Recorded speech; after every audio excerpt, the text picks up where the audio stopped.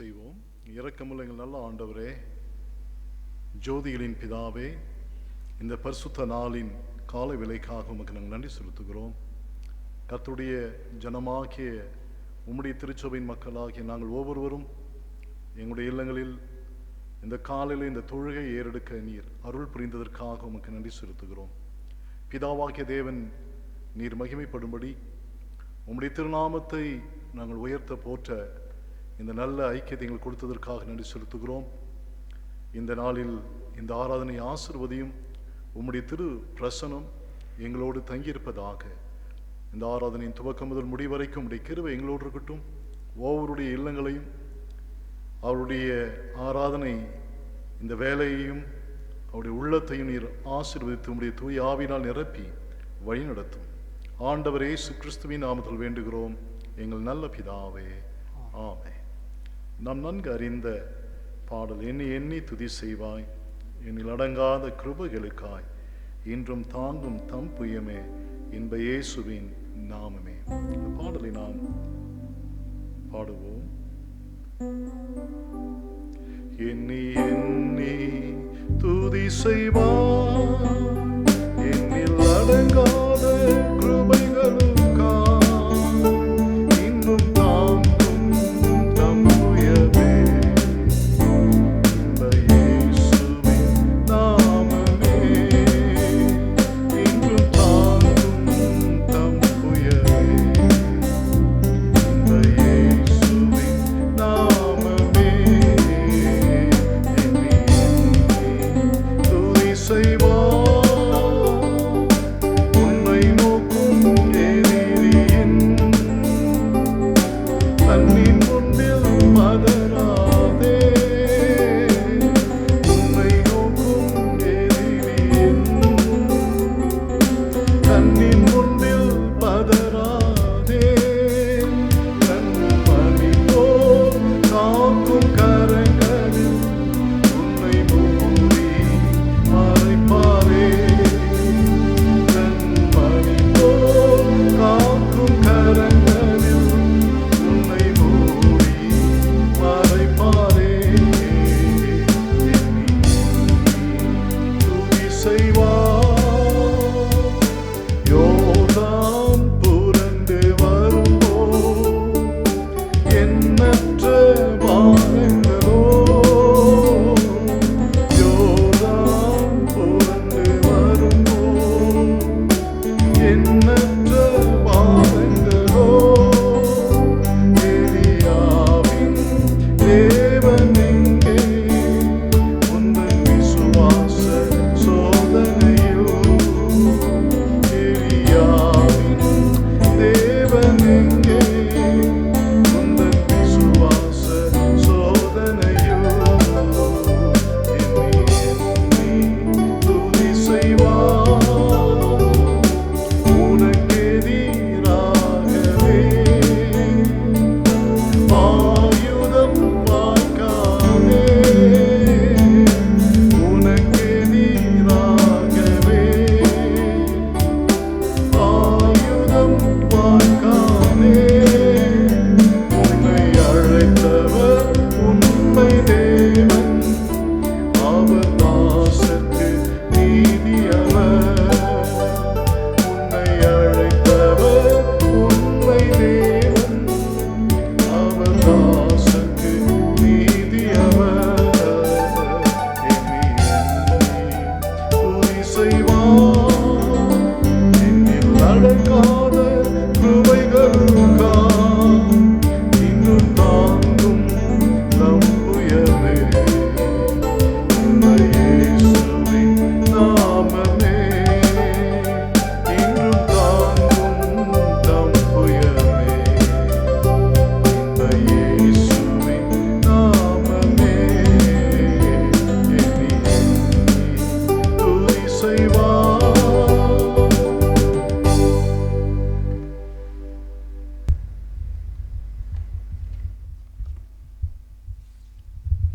நாம் இருக்கிற இடங்களிலே தலை வணங்கி நாம் தேவனை நோக்கி நாம் பார்ப்போம். தேவன் ஆவியாக இருக்கிறார்.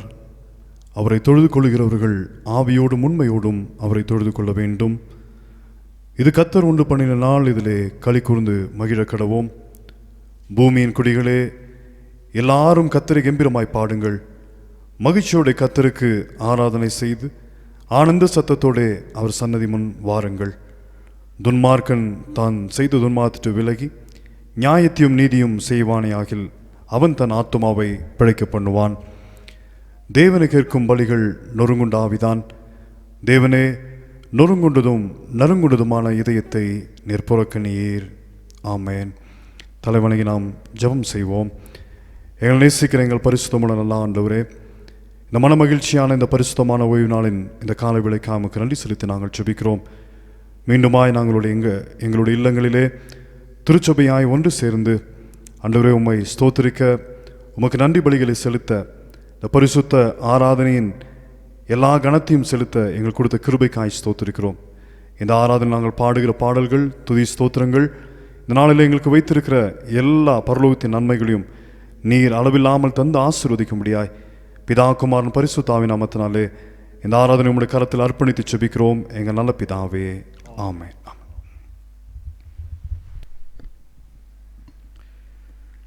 நம்முடைய கீர்த்தனை பாமாலையிலே கர்த்தாவே அடியாருக்கு அடைக்கலம் நீரே சகாயம் செய்யும்படிக்கு எழுந்தருள்வீரே என்ற பாமாலை நாம் பாடுவோம். கர்த்தாவே அடியாருக்கு அடைக்கலம் நீரே சகாயம் செய்யும் படிக்கு எழுந்தருள்வீரே.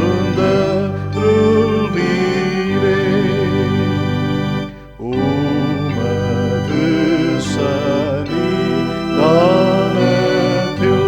மகிழ்ச்சி அடைவோம். உமது கையை நீட்டுகில் அஞ்சாமல் நடப்போம்.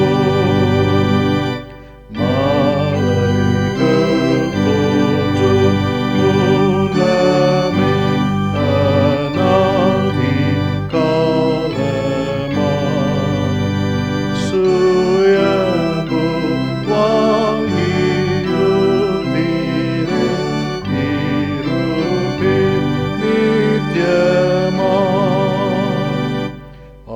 ஆயிரம் ஆண்டு உமக்கு ஓர் நாளை போலாமே.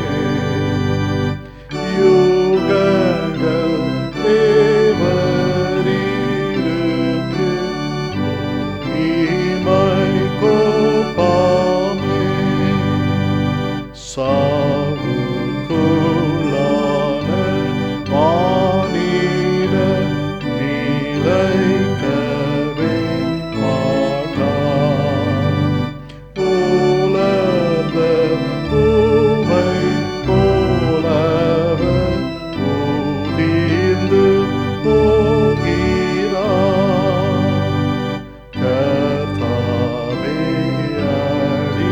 அடியாருக்கு அடைக்கலம் நீரே சகாயம் செய்யும் படிக்கு எழுந்தருள்வீரே.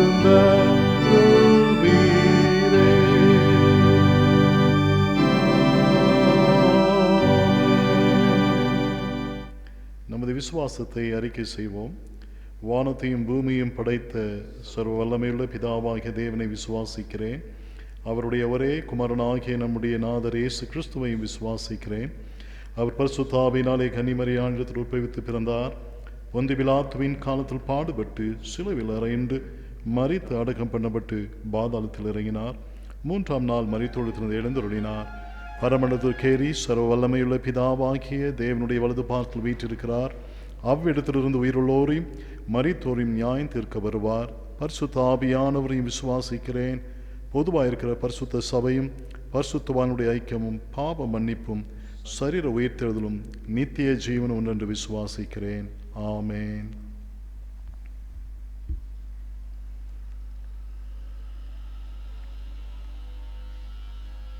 சங்கீதம் 85 மாறி மாறி நாம் வாசிப்போம்.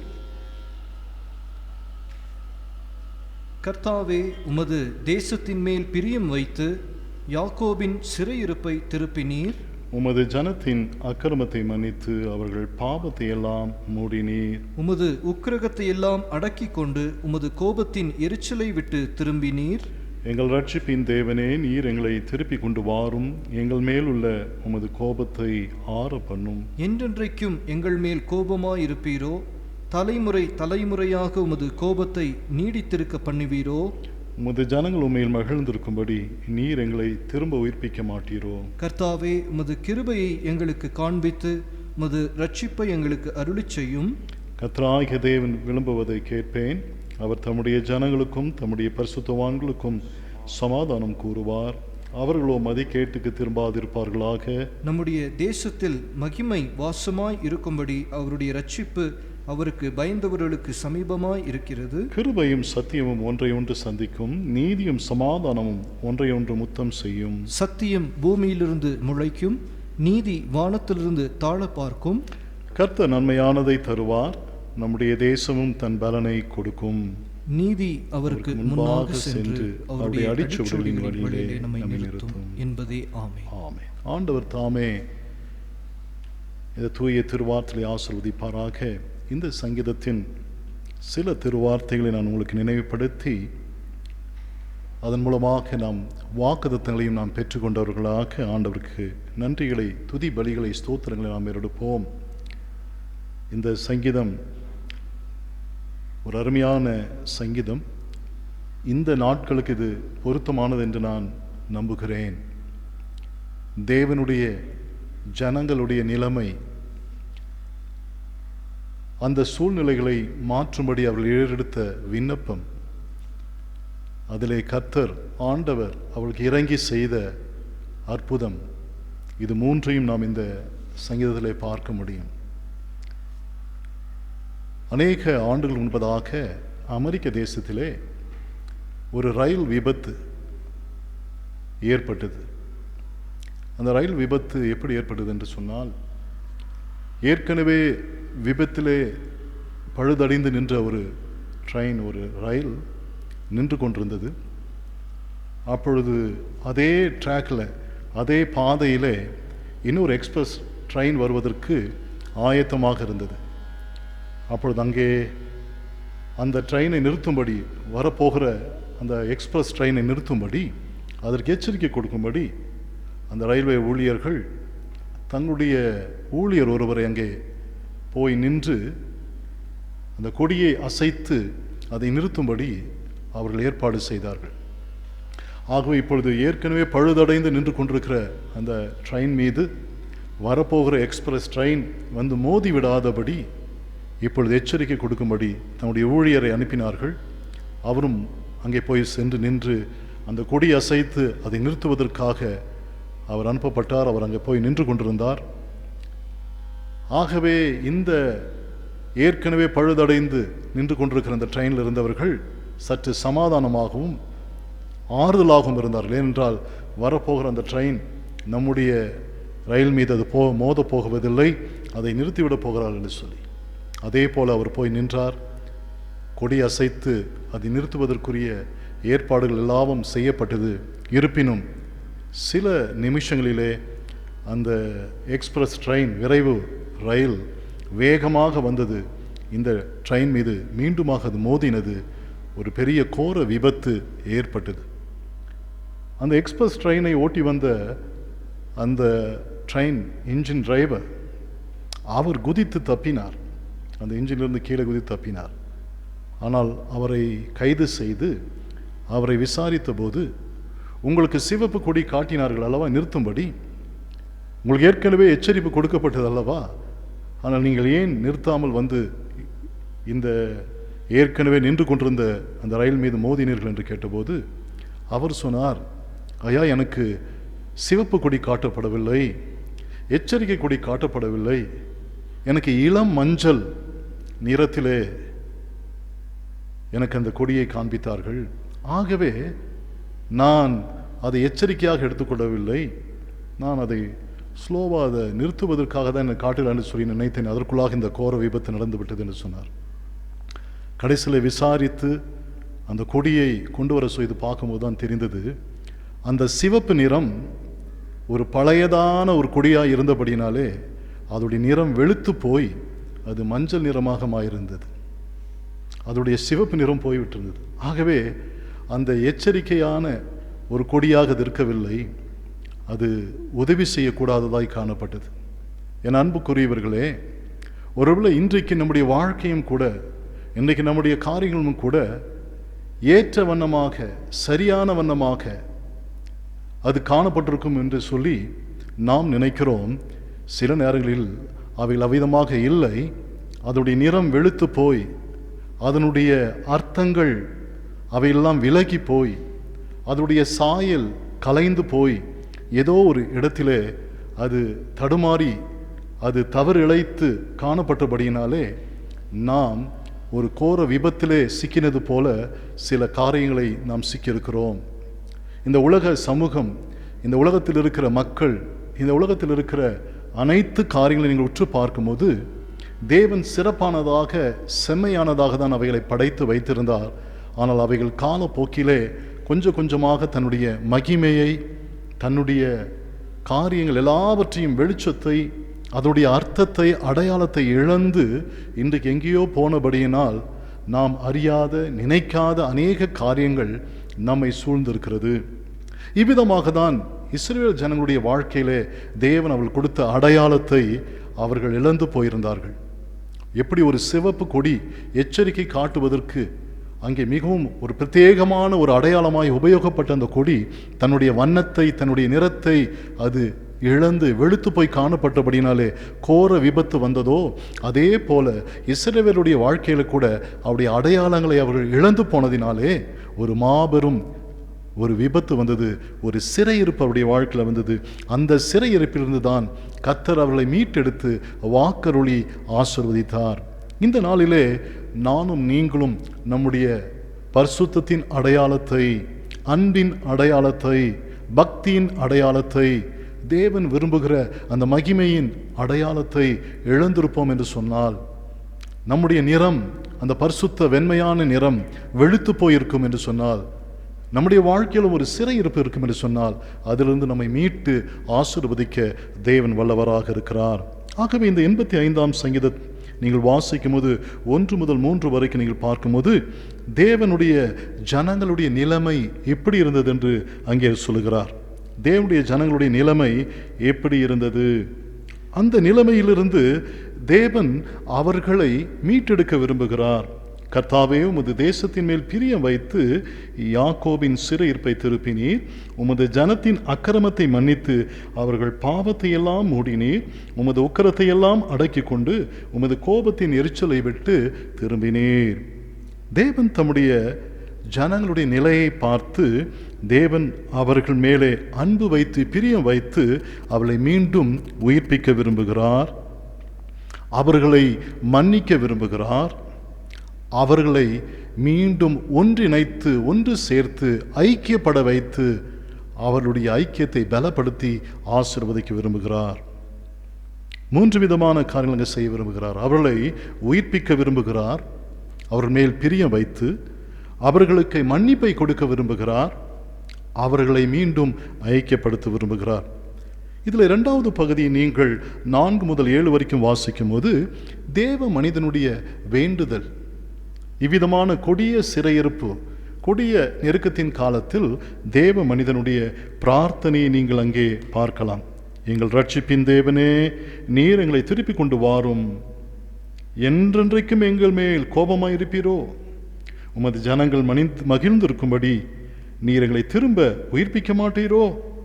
கர்த்தாவே, உமது கிருபை எங்களுக்கு காண்பித்து உமது ரட்சிப்பை எங்களுக்கு அருளி செய்யும்.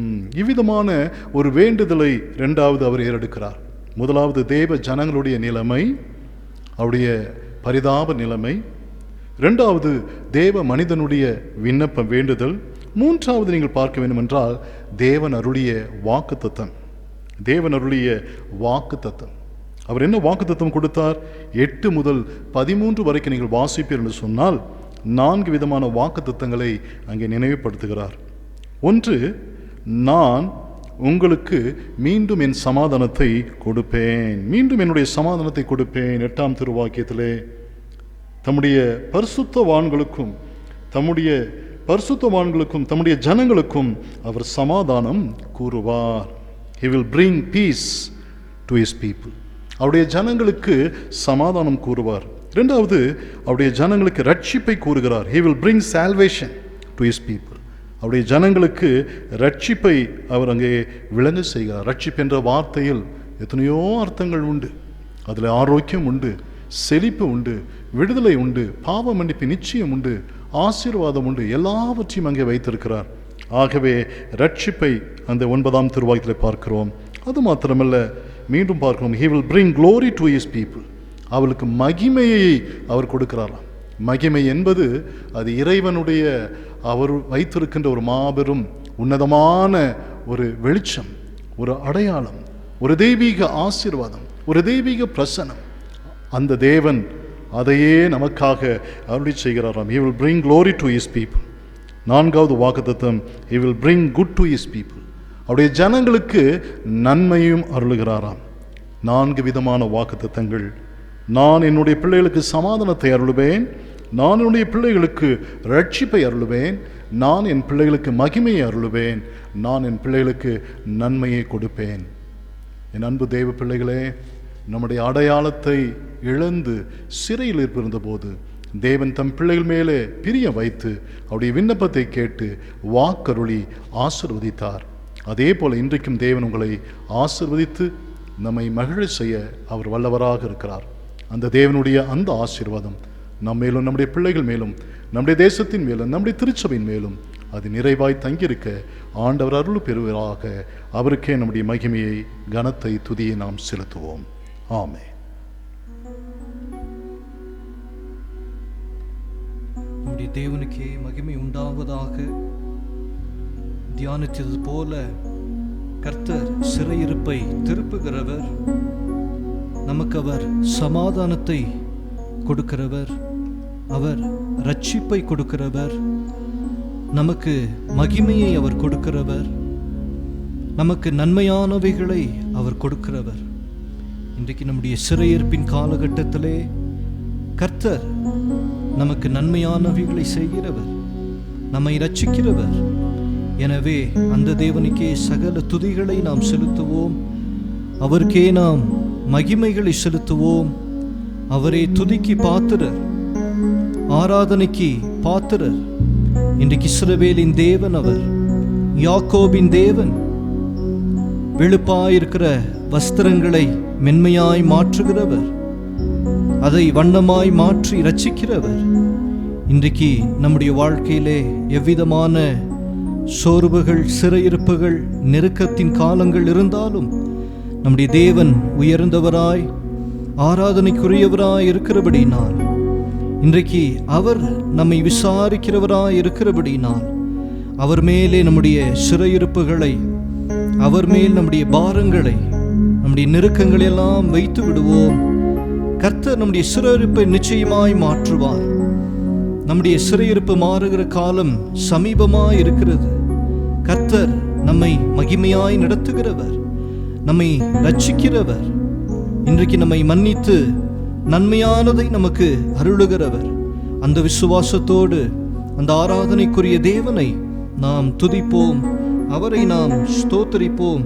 அவரை சகல துதிகளுக்கு அவர் பாத்திரர், மகிமைக்கு அவர் பாத்திரர்.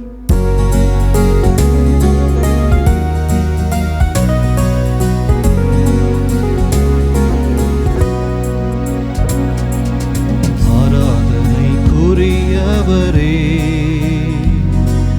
உம்மை நான் ஆராதிப்பேன். ஆராதனைக்குரியவரே,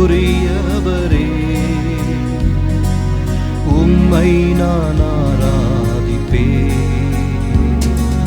பரிசுத்த நீர், பரிசுத்த பரிசுத்த நீர், பரிசுத்தரே.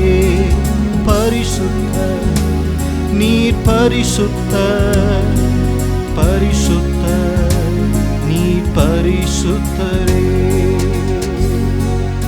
என்னை விசாரிப்பவர் நீரல்லவோ, என்னுடைய ஆராதனை உங்களுக்கு தான்.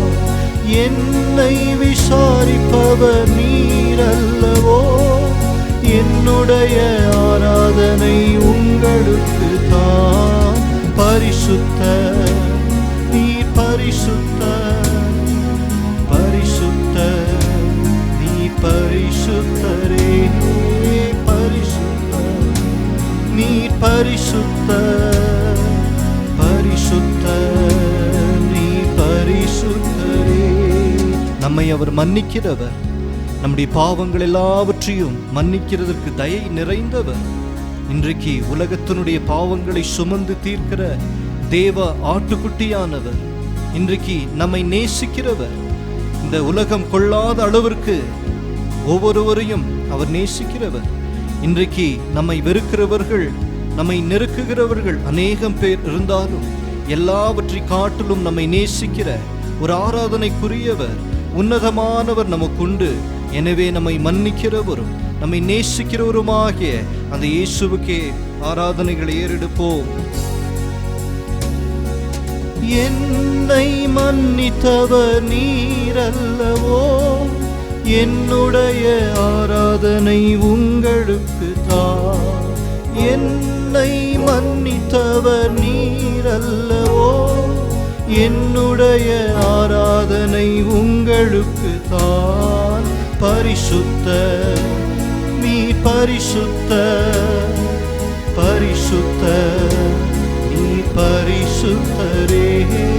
பரிசுத்த நீ பரிசுத்த, பரிசுத்த நீ பரிசுத்தரே. நேசிப்பவர், என்னை நேசிப்பவர் நீரல்லவோ, என்னுடைய ஆராதனை உங்களுக்கு தான்.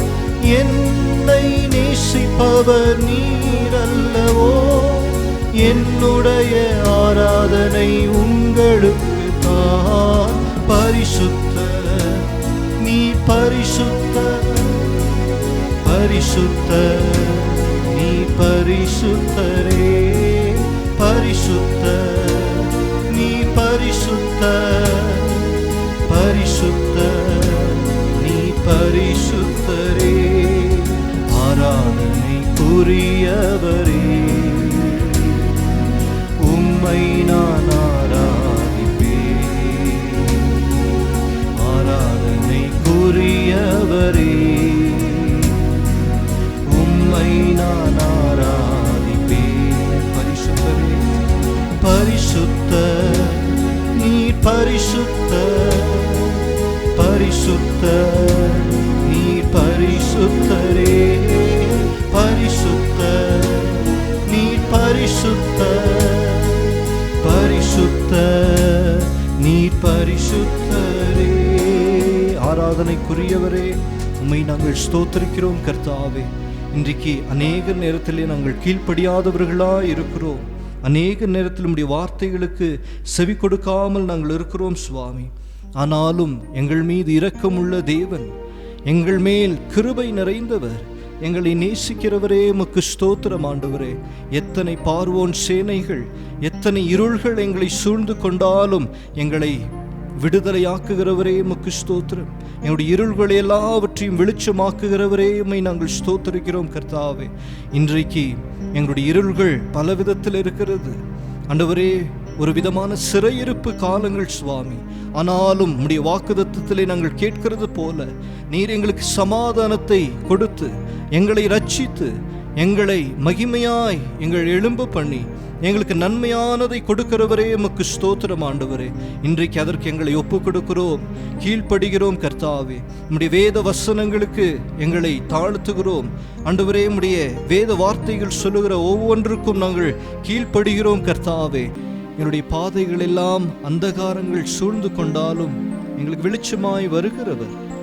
பார்வோன் சேனைகள் எங்களை தொடர்ந்து வந்தாலும் எங்களுக்கு முன்பாக சென்று ஜெய கொடியை நீர் காட்டுகிறவர்.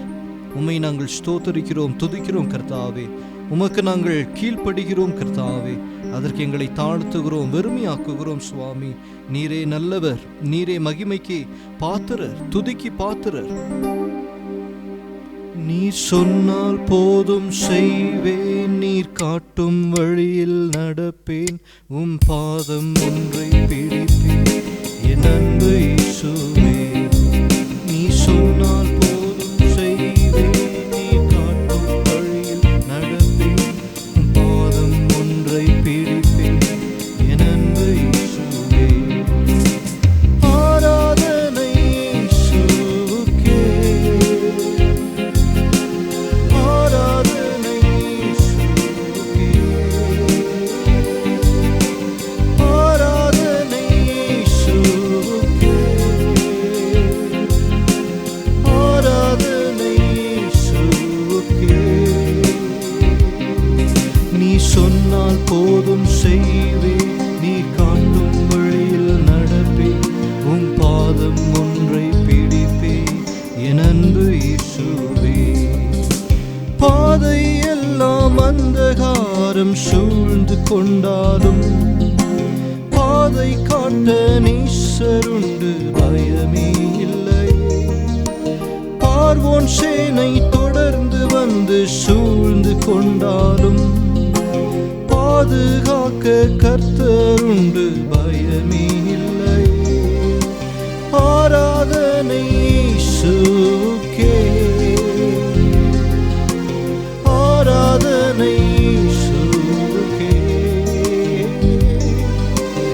ஆராதனை இயேசுவுக்கே, ஆராதனை இயேசுவுக்கே. நீ சொன்னால் போதும் செய்வேன், நீ காட்டும் வழியில் நடப்பேன், உம் பாதம் ஒன்றை பிடிப்பேன் என் அன்பு இயேசுவே. நீ சொன்னால் போதும் செய்வேன், நீ காட்டும் வழியில் நடப்பேன், உம் பாதம் ஒன்றை பிடிப்பேன் என் அன்பு இயேசுவே. நீ சொன்னால் போதும் கர்த்தாவே, நாங்கள் கீழ்ப்படுகிறோம். உம்முடைய வார்த்தைகள் எப்பொழுதும் அது உண்மையானவைகள், சத்தியமானவைகள் கர்த்தாவே. அதற்கு எங்களை தாழ்த்துகிறோம், வெறுமையாக்குகிறோம். நீரே எங்களை ஆசீர்வதியும். எங்களை உம்முடைய சமூகத்திலே நாங்கள் படைக்கிறோம். எல்லா துதி, கன, மகிமைகள், ஸ்தோத்திரங்கள் எல்லாவற்றையும் இயேசுவின் நாமத்தினால் ஒருவருக்கு ஏறெடுக்கிற நல்ல பிதாவே, ஆமென். கர்த்தருடைய ஜெபத்தை சொல்லுவோம். பரமனில் இருக்க எங்கள் பிதாவே, உம்முடைய நாமம் பரிசுத்தப்படுவதாக, உம்முடைய ராஜ்யம் வருவதாக, உம்முடைய சித்தம் பரலோகத்திலே செய்யப்படுவது போல பூமியிலேயும் செய்யப்படுவதாக. அன்றன்றுள்ள அப்பத்தை எங்களுக்கு இன்று தாரும். விரோதமாய் குற்றம் செய்யறவர்களுக்கு நான் மன்னிக்கிறது போல எங்கள் பாவ குற்றங்களுக்கு மன்னியும். எங்களை சோதனைகள் பிரவேசிக்க பண்ணாமல் தீமை நின்று ரட்சித்துக் கொள்ளும். ராஜ்யமும் வல்லமையும் மகிமையும் என்றென்றைக்கும் உடையவைகளே. ஆமென்.